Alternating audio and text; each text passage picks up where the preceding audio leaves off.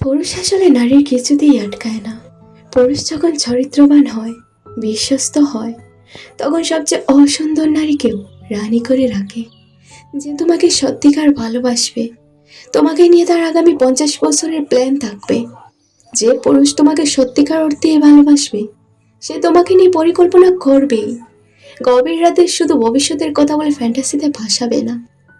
তোমাকে নিয়ে তার আরো অনেক অতিরিক্ত স্বপ্ন থাকবে, পরিকল্পনা থাকবে। ভালোবাসা চাওয়ার আগে ভালোবাসবে। যে না করতে পারার ক্ষমতা কাউকে পুরুষ বানায় না। একটার পর একটা গার্লফ্রেন্ড পাল্টানো কারো পুরুষত্বের ক্রাইটেরিয়া নয়। সত্যিকারের পুরুষ হলো যারা দায়িত্ব নিতে জানে। সত্যিকারের পুরুষ চেনার পথ বন্ধ করে। সত্যিকারের পুরুষ বিয়ের পথ বেছে নেয়।